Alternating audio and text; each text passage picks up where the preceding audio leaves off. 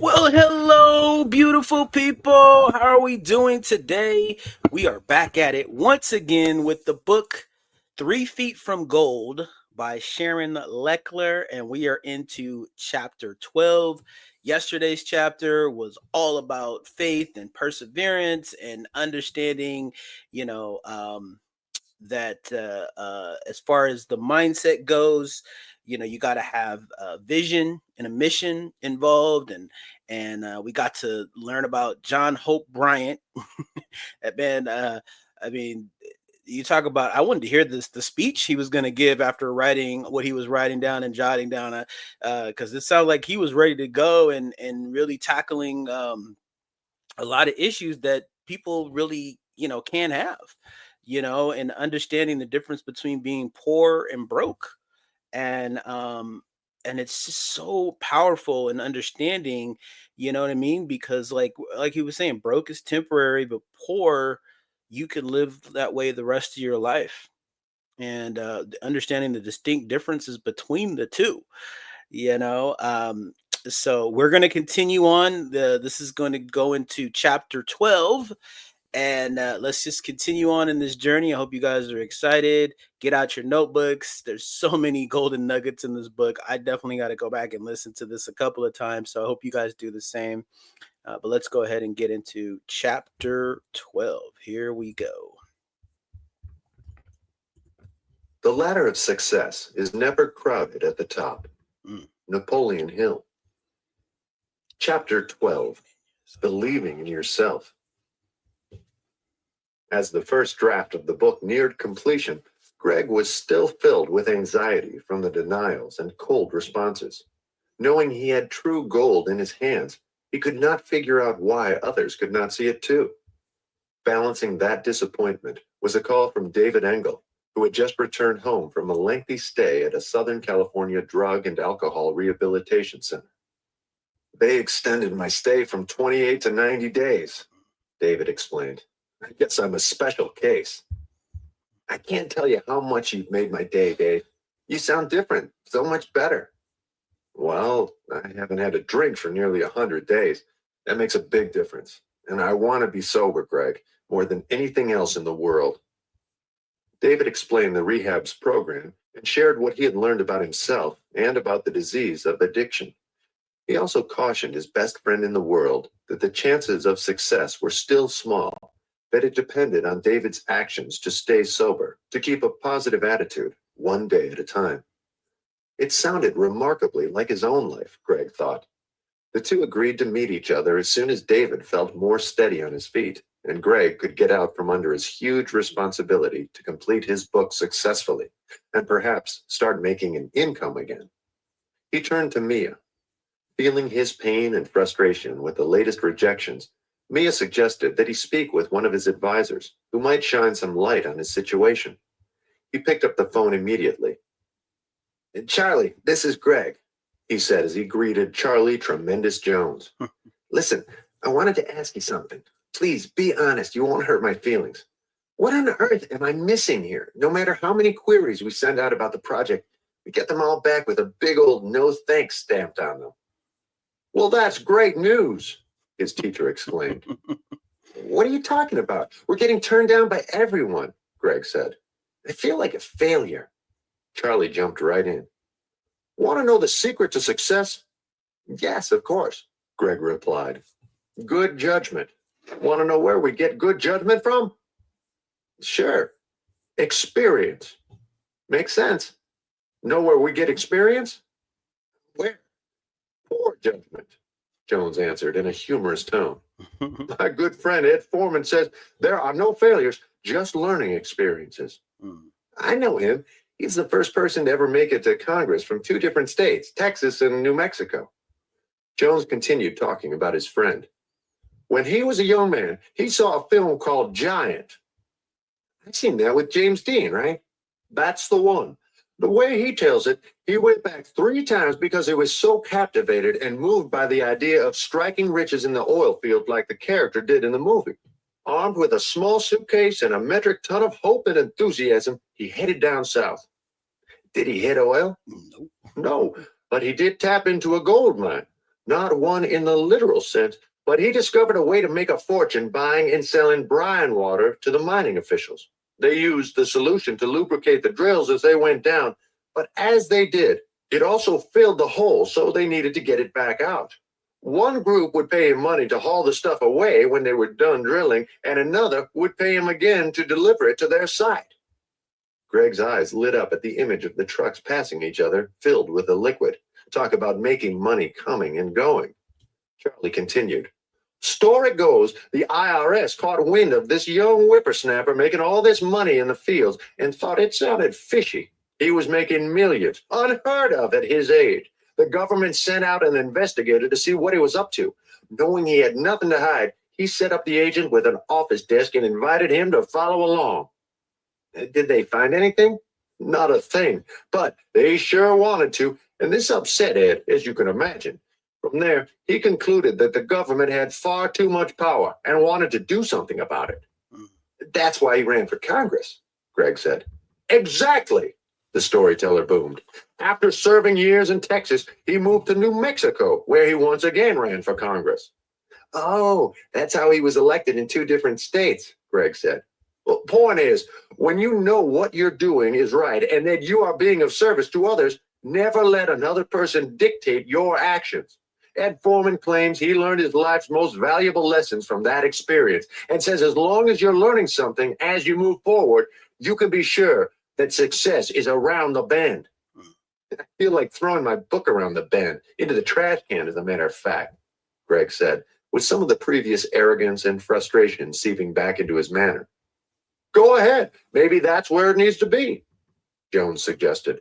Surprised at the response, Greg suddenly snapped out of his poor me attitude and sheepishly asked, You really think I should throw my project away? I bet almost all great authors have felt the same as you at one time or another. Been there myself. In fact, let me tell you a story about one of the greatest authors of all time who did just what you are proposing. His name is Norman Vincent Peale. He wrote The Power of Positive Thinking. True. Yet even he was faced with rejection, self-doubt, and insecurity. At one time or another, everyone is filled with fear. The only difference between those who are successful and those who are not is that successful people keep going anyway, despite their fear. Really? Of course. What I'm about to read to you comes from a letter written by Mrs. Peale. She just sent it to me for you. What? Greg asked. Oh, why me? Charlie responded. I told her about you and your journey and asked if she could meet with you. Well, unfortunately, she's not up for new visitors at the moment, but she did send this letter, which I think you will enjoy. As you will see, you're not the first author to feel as you do. In it, she says, I admire your wish to come from your home in California all the way to the Guidepost office in Rye, New York. From the information I was provided, it seems that you have had several obstacles in life and have been on the verge of quitting. Well, I think I can tell you a true story that you can learn from. And later on, when you may become discouraged and about to quit, hopefully you will remember the story and continue toward your goals. As you must surely know, my name is Ruth Stafford Peale, and I just recently celebrated my 101st birthday. I can recall as though it were yesterday when my 100th birthday was celebrated. I told friends for years that when I reached the age of 100, we would have a big party, and did we ever. The event was held at the Marriott at Times Square with hundreds of friends who traveled to New York to be with me. The event was just wonderful. The honors I've received would compose a book such as Lifetime of Positive Thinking. However, with Joe Kadlachek's help, I wrote the story I want to tell you. It is about not quitting when you may only be 3 feet from your pot of gold. My husband Norman suffered all his life from what we call today an inferiority complex. This always baffled me because I always saw him as an extremely talented and sensitive man whose gifts translated well into his life as a preacher, counselor, father, husband, and friend. Still, whether speaking before thousands at a conference or preaching to a New York City crowd, Norman was not very confident in what he did. So I found myself trying hard to encourage him to use his gifts. When Norman began writing some of the first books, he felt like a failure. In one in particular, he tried to explain the principles of Christianity in easy-to-understand language. The entire manuscript discussed simple techniques from the Bible that encouraged people to renew their attitudes by being thankful and searching the scriptures for powerful verses of faith. Norman was not satisfied with what he had written. He walked over to the wastebasket and dropped the manuscript in. He was certain it was no good. I found the manuscript, cleaned it up some, and sent it to a publisher. The book, A Guide to Confident Living, went through 25 printings in the next few years. It was a very readable book with the message that with God's help, you can do anything. Of course, Norman went on to write other books, one of which, The Power of Positive Thinking, has remained in print to this day. I hope and pray, young man, that during this visit, you will be encouraged when your desire to quit is about to happen, as it does to everybody at some point in their life. Ruth Stafford Peel. The silence from Greg's side of the phone spoke volumes. As encouraged as he was by such a powerful message, he was instantly humbled. Charlie, I have to tell you, that was precisely what I needed to hear. I know. That's why I read it to you, knucklehead, replied his great counselor. Greg couldn't help laughing at Jones's frankness.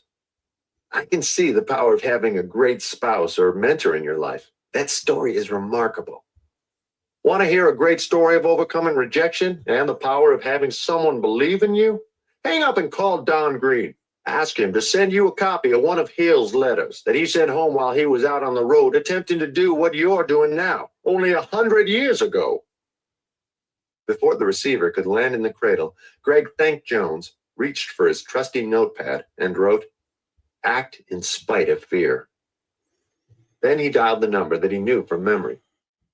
Hi, Don, Greg here. Just got off the phone with Charlie Jones, who says hi, by the way.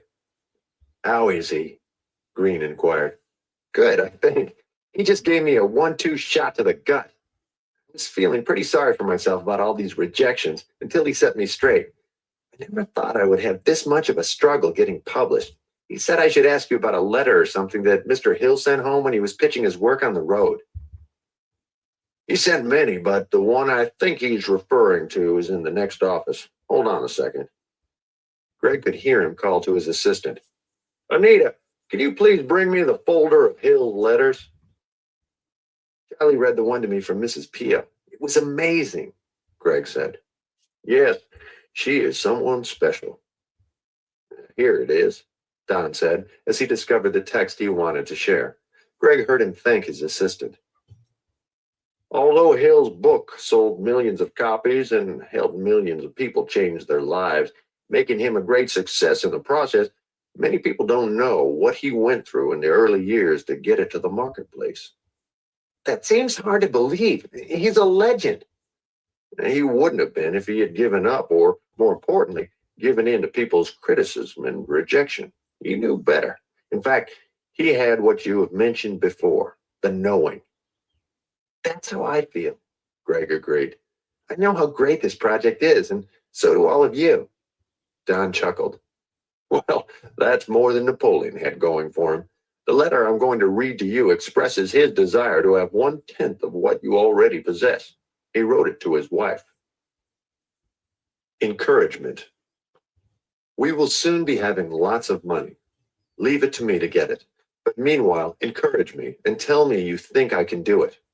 You have no idea what it is like when not a soul on earth encourages you and all the negative forces pour in on you.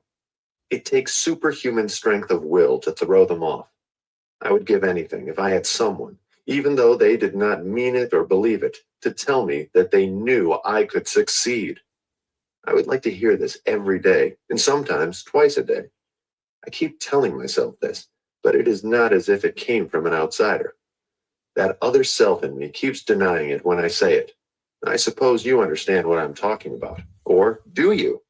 If you do, then you can sympathize with me, and perhaps you will help me.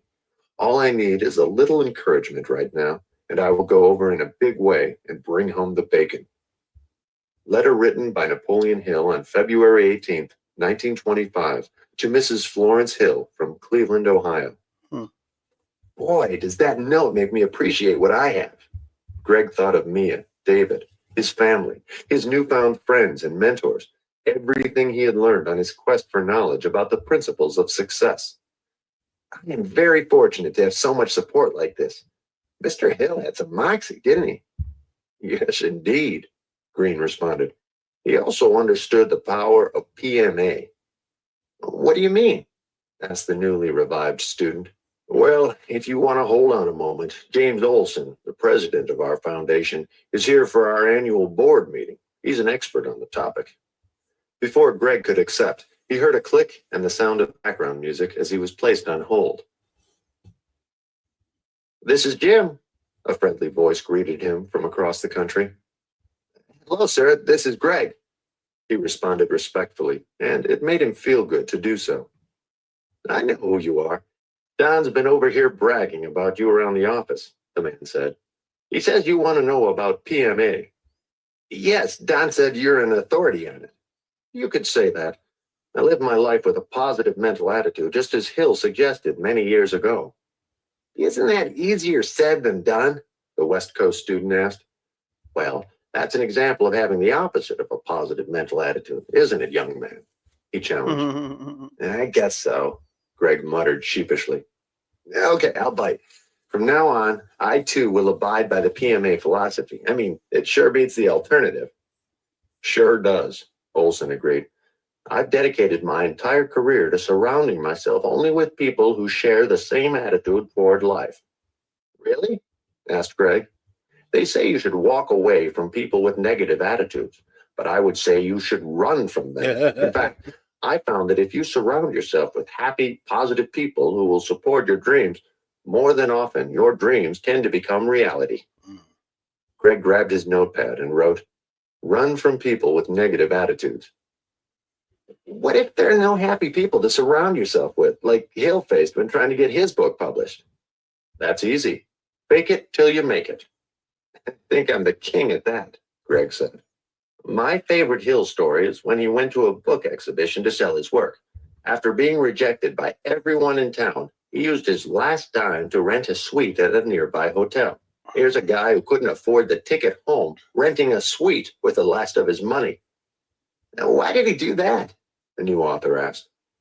The way he figured it, he went down to the expo and invited publishers up to his room to review his work. When they saw the luxurious suite, they would figure he knew what he was doing and didn't need any money, so they would make him offers on the spot, thus making him thousands of dollars. Great story, but let me ask you, do you question yourself? All too often, Olson said, and, bringing their call to a close, he offered a useful nugget that Greg wrote down. People doubt their beliefs, but believe their doubts. Believe in yourself, and the world will believe in you. There are no limitations to the mind. Let's stop there. Let's get back here. Oh, man. Lot to dissect here. Lot to unpack. So, yeah, we didn't talk about this, but, yeah, Greg is struggling. And who can relate? Comment down below if you can relate. You know, he's in the middle of it. I mean, even for me, you know, like I feel like that's kind of where I am. I see this vision, especially with this channel and things. And I mean, I know you guys, you know, you could see, I mean, it's not where I want it to be, but you know, the whole thing is I just keep showing up no matter what, you know, and learning from my failures and going back and reworking things. And you know, you just never want to stop because you could be 3 feet from gold. And there's all these life experiences and understanding, and really the common theme is here is that people have to experience, quote unquote, the failure, right? Because the failure is feedback. I talked about this before. So I hope you guys are really enjoying this and understanding. And I know you guys are going through your own personal inner stuff. And I'm just here to reiterate, and this book is here to reiterate that it's okay. Just keep pushing forward. You know, keep tweaking, keep learning. You know, it's like you're out there in the sea, but your destination is there. It doesn't matter how rocky the waves are or the storm. You still got your compass and you got a sense of direction, and eventually it's going to subside and things are going to get better, and you're going to learn from it, and then you're just going to continue to ride those waves. So I hope you guys understand this. Definitely comment, like, and subscribe if you haven't already. Definitely let me know, how you guys feel about everything that you're hearing. And until next time, you guys make it a great day and take care. Bye bye.